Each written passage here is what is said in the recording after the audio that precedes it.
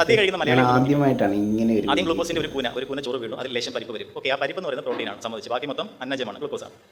അത് കഴിഞ്ഞ് വീണ്ടും ഒരു കൂന വരുന്നു, അതിനകത്ത് സാമ്പാർ വീഴുന്നു, മൊത്തം അന്നജമയമാണ്. അല്ലെ ലേശം പരിപ്പ് മാത്രമാണ് വീണ്ടും അല്പമെങ്കിലും പ്രോട്ടീൻ ആയിട്ടുള്ളത്. വീണ്ടും നമ്മൾ അടുത്ത കൂന ചോറിടുന്നു, പുളിശ്ശേരി ഒഴിക്കുന്നു, ഒരു പിടി പിടിക്കുന്നു, പിന്നെ പായസവും പഴവും ബോളിയൊക്കെ ഇട്ട് കുഴച്ച് കഴിയുന്നുണ്ട്. അത് കഴിഞ്ഞ് വീണ്ടും ഒരു കൂന ചോറിനകത്ത് രസം ഒഴിച്ച് കഴിക്കും. ഇത് പോഷകാഹാരമാണ് എന്ന് നിങ്ങൾക്ക് തോന്നുന്നുണ്ടോ? ഭൂമിയിൽ ഏറ്റവും വലിയ ജങ്ക് ഫുഡാണ് സത്യം എന്ന് പറഞ്ഞാൽ ശരാശരി മലയാളി ഓടിച്ചിട്ട്. കാരണം പൊതുബോധത്തിനെതിരെ നമുക്കൊന്നും പറയാം. വേറെ നിവൃത്തിയില്ലാത്തതല്ല, ഇദ്ദേഹത്തെ അപമാനിക്കാൻ വേണ്ടിയിട്ടല്ല, ഒരിക്കലും അപമാനിക്കുകയില്ല. അദ്ദേഹം ചെയ്യുന്നത് അപമാനിക്കലാണ്. വെജിറ്റേറിയനിസത്തെ മാക്സിമം അപമാനിച്ച് തകർക്കുകയാണ് അദ്ദേഹം. അദ്ദേഹത്തിന് വെറുപ്പാണ് വെജിറ്റേറിയനിസത്തെ. അദ്ദേഹം ഒരു ഡോക്ടറാണ്. ഇത്തരം ഡോക്ടർമാരുടെ അടുത്ത് നമ്മൾ വെജാണെന്ന് പറഞ്ഞാൽ നമ്മളിവർ കുത്തിവെച്ച് കൊന്നുകളയും. കരുതിയിരിക്കുക, കരുതലോടെ ഇരിക്കുക. വേറെ യാതൊരു രക്ഷയുമില്ലാത്തതുകൊണ്ടാണ് പറയുന്നത്.